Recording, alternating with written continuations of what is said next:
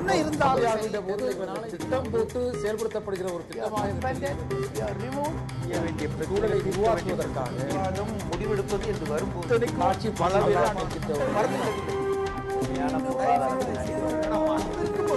எதிர்த்து பேசிட்டு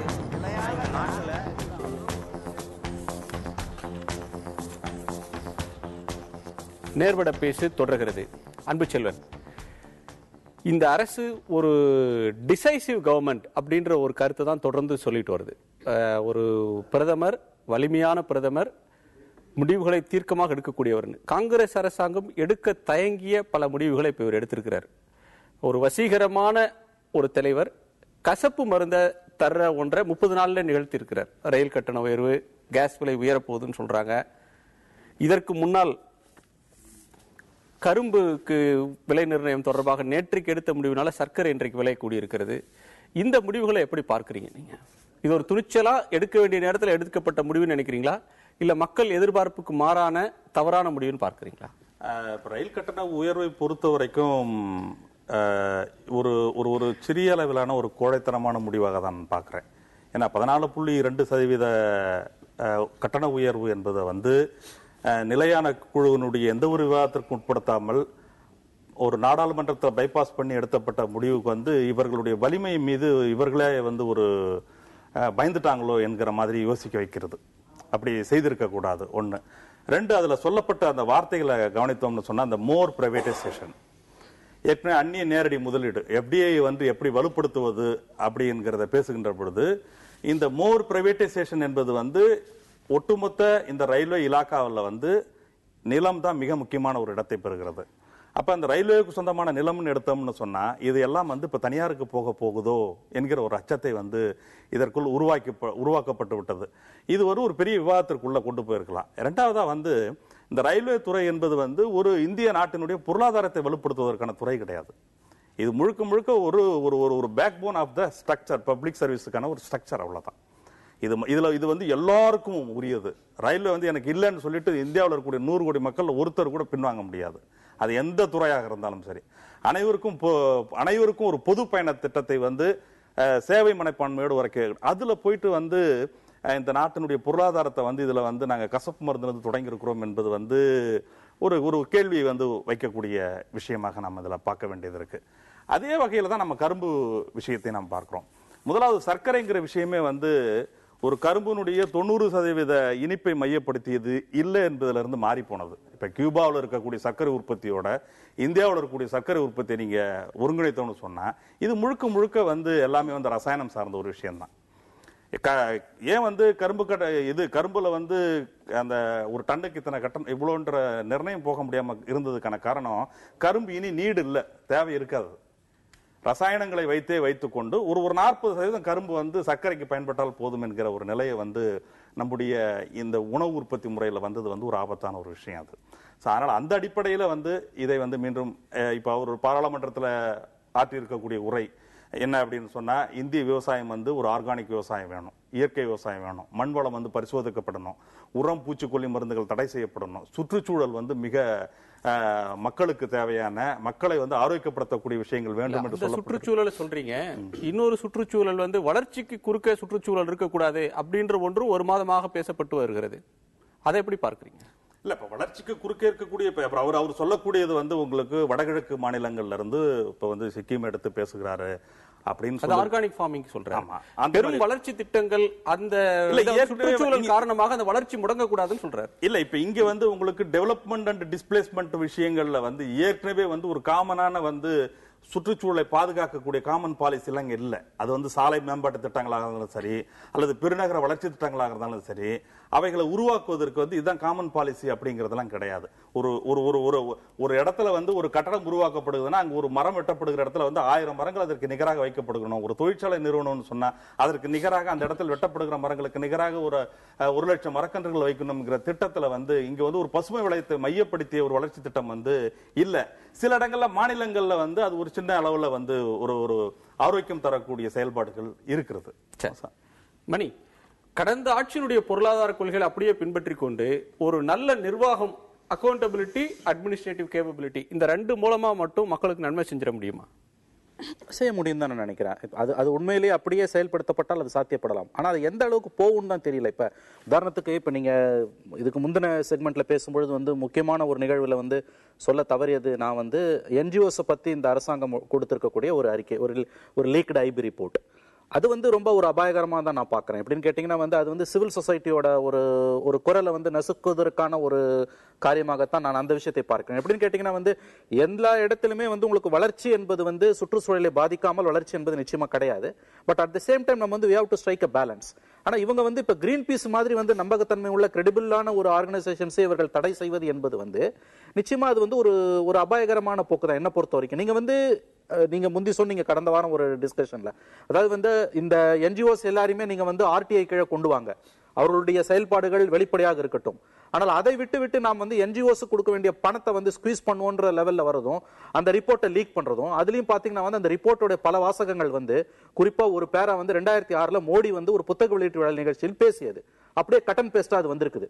அந்த புத்தக வெளியீடும் சென்னையை சார்ந்த ஒருவருடைய ஒரு புத்தக வெளியீடு.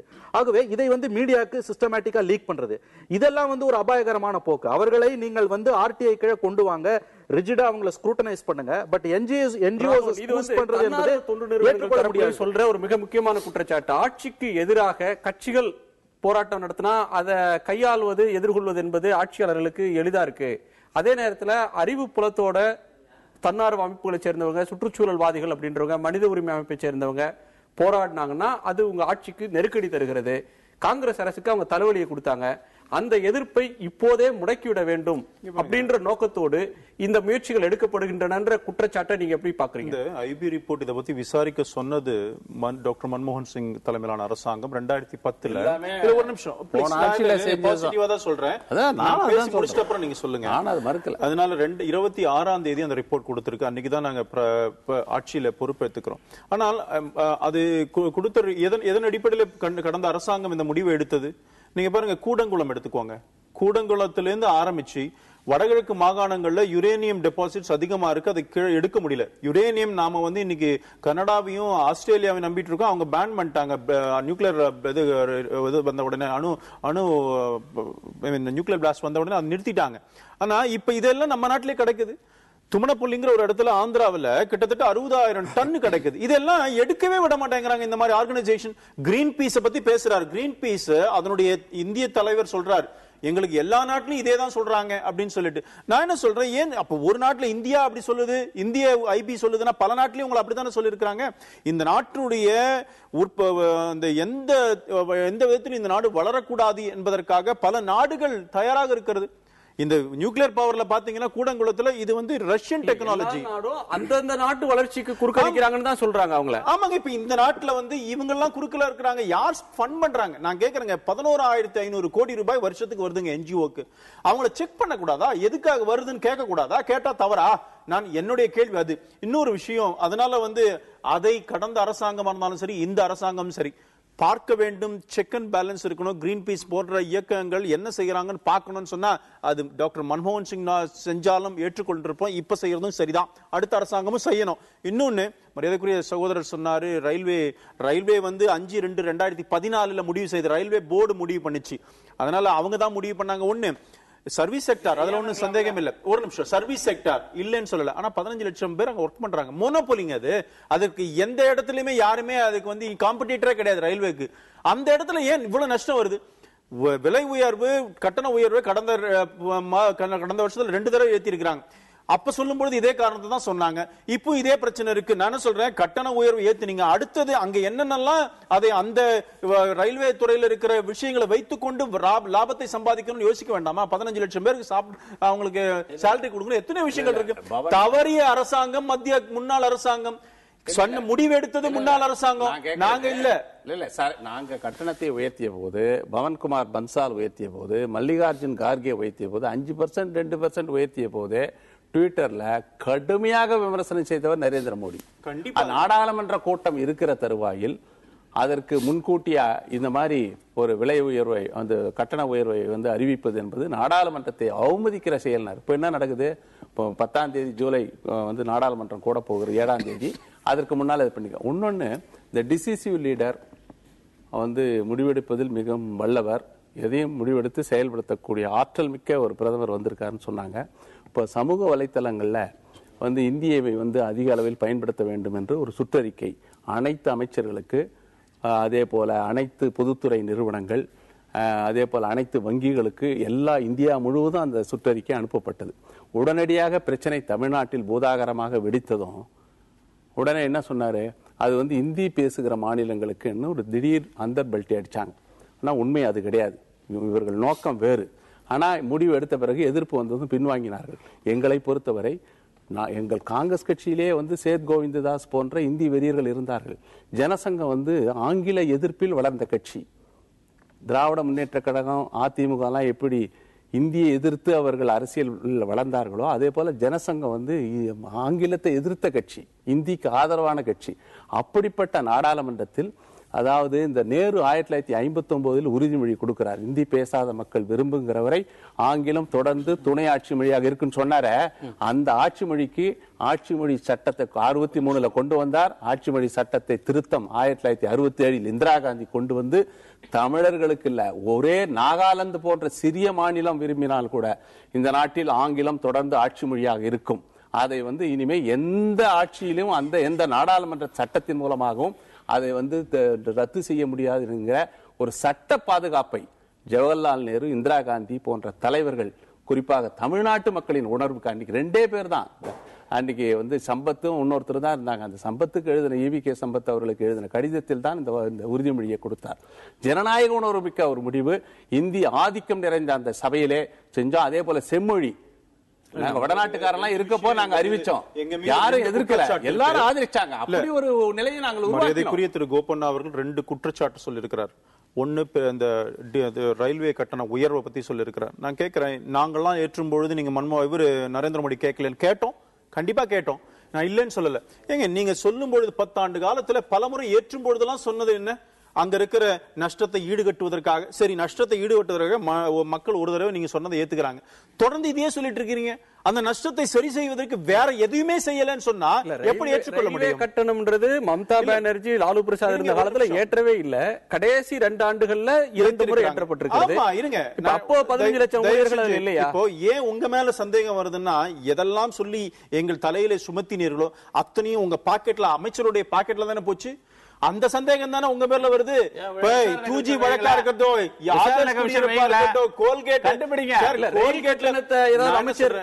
ரயில்வே வருமானத்தை வந்து அமைச்சர்கள் போயிட்டாங்க எதுவும் குற்றச்சாட்டு இல்லைங்க. அமைச்சர்கள் எந்த அளவுக்கு ஊழல் குற்றச்சாட்டுல இந்த கடந்த அரசாங்கம் இருந்திருக்கிறதுன்னு தெரியும். அதனாலதான் உங்க பத்தி சந்தேகம் வருது எங்களுக்கு.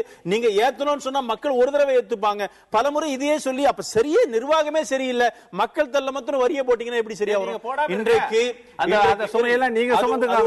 இன்னொரு பாயிண்ட், சந்தோஷப்பட்டு போடுறீங்களோ சந்தேகப்பட்டு போடுறீங்களோ, மக்கள் தலையில வரிதான், மக்களுக்கு சுமைதான். உங்களுக்கு இன்னொரு விஷயம் சொல்லுங்க, அவர் சொல்லிருக்கிறார், இந்தியை பொறுத்த வரைக்கும் சொல்லிருக்கிறார் டாக்டர், நீங்க தயவு செஞ்சு கான்ஸ்டிடியூஷன் அசெம்பிளியில் நடந்த விவாதங்களை மரியாதைக்கு அண்ணா படிச்சு பார்க்கணும். அதுல டாக்டர் ஷாம பிரசாத் முகர்ஜி அவர்கள், எங்களுடைய ஜனசங்கத்தினுடைய தலைவர், சொல்லிருக்கிறாரு, அனைவரும் ஏற்றுக்கொள்ளுகின்ற வரை இதை இப்படி சொல்ல முடியும், தேசிய மொழியாக இருக்கக்கூடாதுன்னு சொன்னதுல பிஜேபி ஜனசங்கமும் ஒண்ணுங்கிற சொல்ற, எங்களுக்கு அப்படிலாம் இல்லை. ஆனா ஒண்ணுங்க, தமிழ்நாட்டுல இந்தி படிக்க கூடாதுன்னு சொல்ற யாருமே எப்படி அவங்க குடும்பங்கள் நடந்திருக்கிறது எங்களுக்கு தெரியும். இந்த மாதிரி போலித்தனம் வேண்டாங்கிறதா எங்களுடைய பாயிண்ட். ஐயாவுடைய அந்த ஒரு கருத்துல வந்து இந்த தன்னார்வ தொண்டு நிறுவனங்கள் விஷயங்களை பொறுத்த வரைக்கும் இந்தியாவுடைய ஒரு ஆளுங்கிற ஆட்சி செய்ய தவறிய விஷயங்களை வந்து செய்வதற்கான ஒரு இடத்தை வந்து தன்னார்வ தொண்டு நிறுவனங்கள் தான் கடந்த ஆட்சி காலத்தில் செய்திருக்கு. அது மனித உரிமை தொடர்பான விஷயங்களோ, பெண்கள் மீதான வன்கொடுமைகளோ, ஒடுக்கப்பட்ட மக்கள் மீதான விஷயங்களையோ, சிறுபான்மை மக்கள் மீதான பாதுகாப்பையோ செய்ததில் தன்னார்வ தொண்டு நிறுவனங்களுடைய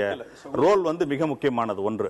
2 வந்து வெளிநாடுகளில் இருந்து வரக்கூடிய பணம் வந்து இங்கு வந்து இந்த நாட்டிற்குள் எப்படி வருகிறது, என்ன மாதிரி வந்து செயல்படுகிறது என்பதை கண்காணிப்பதற்கான அதற்கென்று ஒரு அமைச்சகம் இருக்கிறது, அதை செய்து கொண்டிருக்கிறது இல்லை.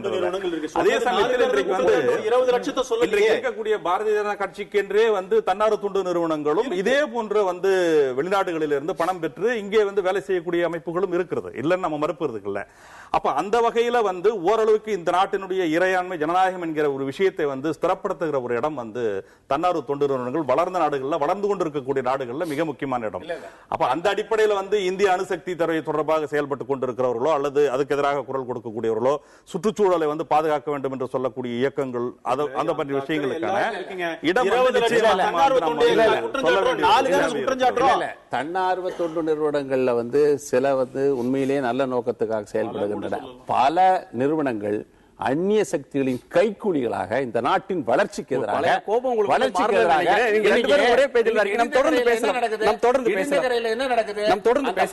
கைவரிசை தான் அங்கே பெரும் மோதலை உருவாக்குகிறது. தொடர்ந்து பேசலாம். ஒரு சிறிய இடைவேளைக்கு பிறகு நேர்பட பேசு தொடரும்.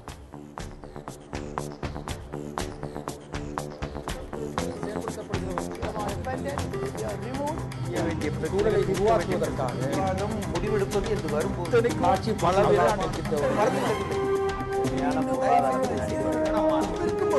எதிர்த்து பேசிட்டு மக்கள் தங்களுடைய பங்களிப்பை அளிக்க வேண்டும்.